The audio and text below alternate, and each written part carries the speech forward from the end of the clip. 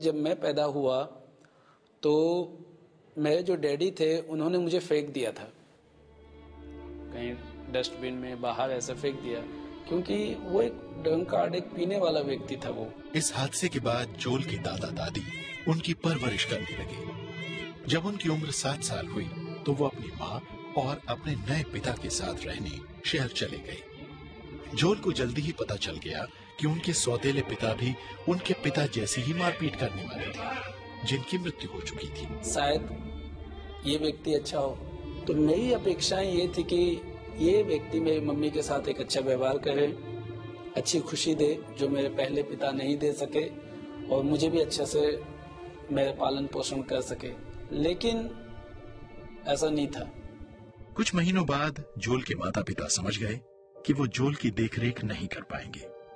वो उन्हें एक सरकारी हॉस्टल ले गए और फिर कभी उनसे मिलने नहीं आए। तो मुझे पता चल गया कि मुझे त्याग रहे हैं ये लोग, अपने पास नहीं रख सकते हैं, अपने साथ रख के मेरा पालन पोषण नहीं कर सकते हैं। अकेलापन महसूस करता था, बच्चों से भी बातचीत नहीं करता था मैं। अकेला कहीं बैठे रहना, किसी पेड़ के नीचे, किसी झूले के पास अकेला बैठ के और सोचते रहता था क्या होगा मेरा, क्यों मेरे माँ बाप ने त्याग दिए। हॉस्टल में उनसे बड़ी उम्र के लड़के उन्हें परेशान करते थे।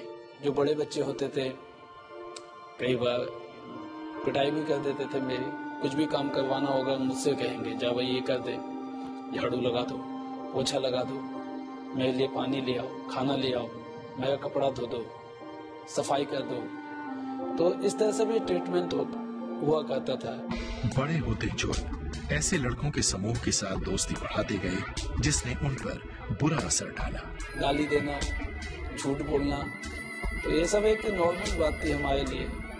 किसी के बक्से में से कुछ चोरी करना है, किसी के बॉक्स, ज्योमेट्री बॉक्स में से कुछ पेन गायब करना है, पेंसिल चोरी करना है, तो ये सब मैं भी करता था। 18 साल की उम्र में जोल को एक लड़की से प्यार हो गया, लेकिन ये रिश्ता भी ज्यादा दिन नहीं चल पाया। When I heard that message from her, just forget me and just leave me, just भूल जाओ मुझे, क्योंकि मुझे कोई और मिल गया है।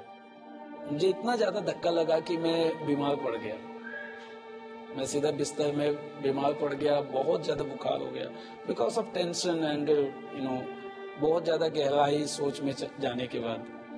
तो उस डिप्रेशन के टाइम पे फिर मैंने सोचा कि काश इस समय मुझे मौत आ जाए, मजा आ जाएगा। अगर मैं इस समय मर जाऊं तो बहुत अच्छा होगा। मैं मौत के लिए दुआ करता था।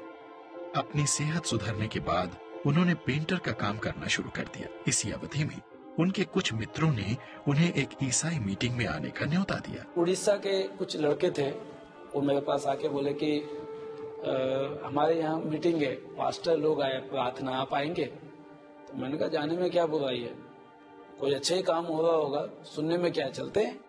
प्रीचर ने उनसे जो कुछ कहा उसे जोल समझ तो नहीं पाए, पर उन्हें ये लोग थोड़े भिन्न जरूर नजर आए। तो वहां पे गया तो वहां पे मुझे इतना कुछ समझ में नहीं आया। तो उनका बिहेव मुझे अच्छा लगा, मेरे साथ एक अच्छा बर्ताव किया उन्होंने। फिर उन्होंने बोला कि आप चर्च में आओ। तो मैंने बोला ये कहाँ पे? तो उन्होंने एड्रेस दिए। फिर मैं चर्च में जाना चालू किया। जब जोल ने यीशु मसीह के बारे में चर्च में सुना तो उनके मन में प्रभु यीशु और बाइबल के बारे में और जानने की इच्छा बढ़ गई।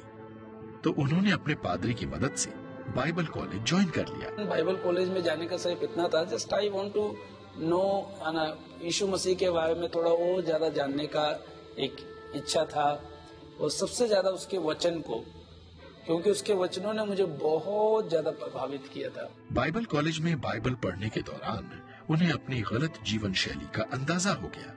जब यहाँ पे आया तो एक्चुअली उस टाइम भी मेरे अंदर कुछ गंदी आदतें थे, जैसे कि गुटखा खाना, तंबाकू खाना।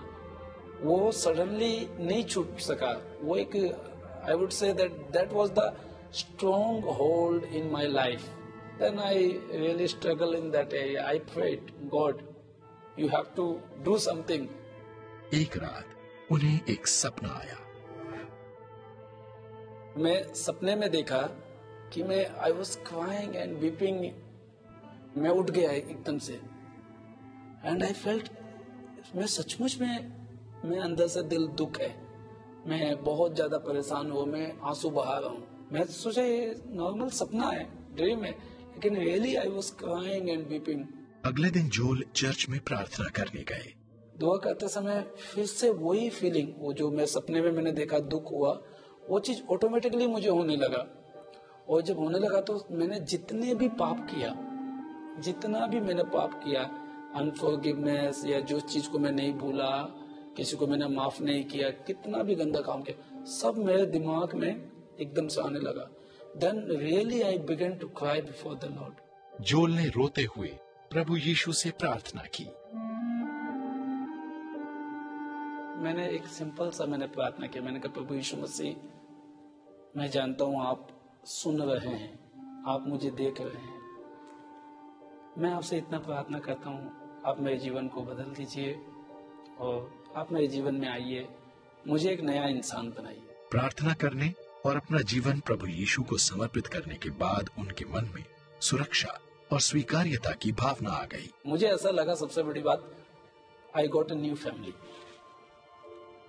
Now I can say that I am not orphan, I have a big family in this world, not only in this world but in heaven also. आज जोल फिर से अपने माता पिता से मिल गए हैं। अब उन्हें अपने बीते जीवन का कोई कष्ट नहीं है और अब उनका अपना एक परिवार है। पहले मैं एक रिजेक्टेड था, अपने दोस्तों के द्वारा, माता पिता के द्वारा और समाज के द्वारा, कई जगहों से आई वॉज टोटली रिजेक्टेड।